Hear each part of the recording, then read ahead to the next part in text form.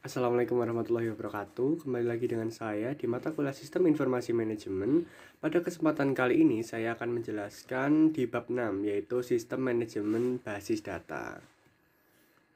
Nah, dalam Sistem Manajemen Basis Data ini terdapat beberapa subbab. Yang pertama itu ada organisasi data. Nah, kita telusuri dulu nih. Hierarki data atau basis data adalah kumpulan data yang berada di bawah kendali piranti lunak sistem manajemen basis data.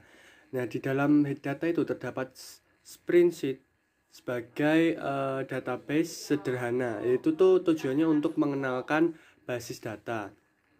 Selanjutnya ada yang namanya flat fields, atau bisa disebut suatu tabel yang tidak memiliki kolom-kolom yang berulang. Kolom yang berulang melanggar persyaratan bagi file.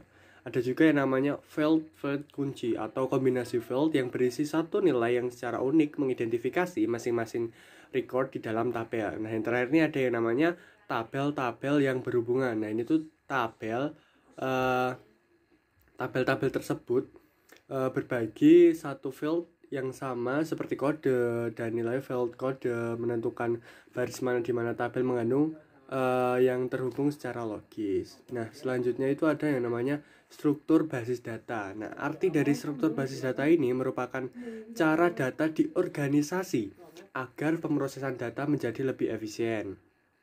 Yaitu ada 3 dalam basis data. Ada basis data hierarkis, jaringan, dan rasional. Kalau hierarkis itu kelompok-kelompok data, subkelompok, dan beberapa kelompok lagi. Kalau yang jaringan itu dikembangkan untuk memungkinkan penarikan record-record tertentu.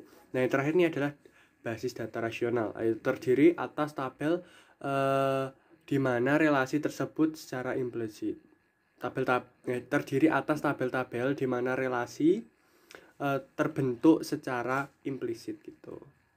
Nah, ini ada contoh basis data relasional. Ada yang pertama itu ada basis data jadwal. Nah, itu tuh basis data jadwal ini tuh biasanya menggunakan peranti lunak sistem manajemen basis data, yaitu Microsoft Access.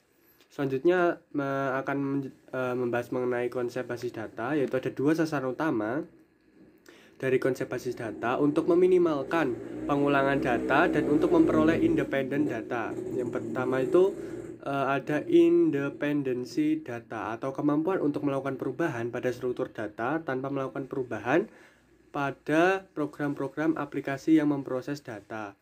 Selanjutnya yang kedua itu ada kamus data. Nah, kamus data itu mencakup definisi dari data dan dikendalikan oleh sistem manajemen basis data gitu. Selanjutnya itu bagaimana sih cara membuat basis data? Nah, yang pertama itu menentukan data. Ada 2 pendekatan dasar yang harus kita perhatikan. Yang pertama itu adalah pendekatan yang berorientasi pada proses. Itu langkah-langkahnya ini ada 1, 2, 3, 4, 5, bisa dibaca ya. Dan selanjutnya itu ada pendekatan yang kedua, yaitu pendekatan model perusahaan. Nah, ini tuh kekuatan pada pendekatan ini bahwa ia mengambil keuntungan dari sudut pandang sumber data perusahaan yang luas, seperti itu.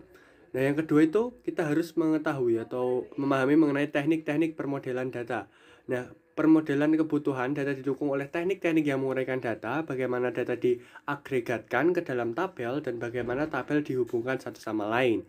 Dan yang ketiga itu kita harus memahami mengenai diagram relasi entitas dan diagram kelas. Nah, ini digunakan untuk menguraikan hubungan antara kumpulan-kumpulan konseptual sehingga record-recordnya saling terhubung, akan dapat digabungkan bersama gitu. Dan yang diagram kelas itu digunakan untuk menguraikan hubungan data maupun tindakan yang mengoperasikan data di dalam relasi. Nah, bagaimana sih cara menggunakan basis data? Yang pertama itu laporan dan formulir. Nah, laporan dan formulir ini terdiri dari navigasi, akurasi, konsistensi, penyaringan, dan subformulir. Nah, dalam laporan dan ini, dalam lingkup ini itu ada yang namanya query. Nah, query ini adalah suatu permintaan kepada basis data untuk menampilkan record-record yang terpilih. Nah, dalam query itu terdapat 2, yaitu bahasa query terstruktur dan pemrosesan basis data lanjutan. Nah, yang terstruktur ini adalah kode yang digunakan oleh sistem manajemen basis data relasional untuk mengerjakan pekerjaan-pekerjaan basis datanya. Dan yang terakhir itu ada pemrosesan basis data lanjutan, yaitu untuk mengetahui jumlah dari seluruh nilai untuk entitas-entitas tertentu. Nah, selanjutnya ada personil basis data. Yang pertama ada administration basis data. Nah, administrator basis data ini adalah spesialis informasi yang ahli dalam mengembangkan, menyediakan, mengamankan basis data. Nah, administrator data itu mengawasi seluruh aktivitas basis data, yaitu ini ada 4 ya, tugas-tugasnya bisa dibaca dan juga dipahami sendiri. Kalau mungkin ada yang bingung nanti bisa langsung komen di bawah ya. Terus yang kedua itu ada programmer basis data, yaitu menunjukkan spesialis dan seleksi tingkat tinggi gitu. Dan yang terakhir itu ada pengguna akhir. Nah, itu tuh mereka membuat laporan dan formulir, memberikan query kepada basis data dan menggunakan jawaban dari pertanyaan basis data untuk mereka untuk dalam pengambilan keputusan gitu.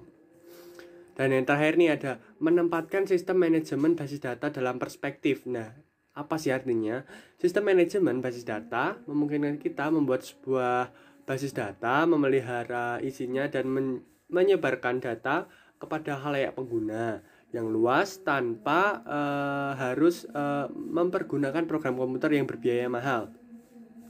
Ada dua nih keuntungan, ada beberapa keuntungan dan juga kerugian DBMS. Nah, untuk kerugiannya itu membeli perangkat lunak tuh yang relatif mahal gitu ya, terus mendapatkan konfigurasi peranti keras yang besar, dan juga yang terakhir itu kerugian DBMS itu mempekerjakan dan memelihara staf DBA. Itu DBA itu udah ada ya di sebelumnya, itu apa tuh bisa dicek ulang lagi.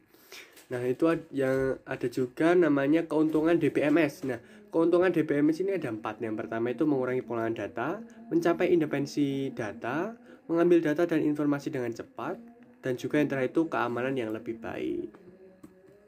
Nah, mungkin itu saja yang bisa saya sampaikan pada presentasi pada kali ini. Kurang lebihnya mohon maaf.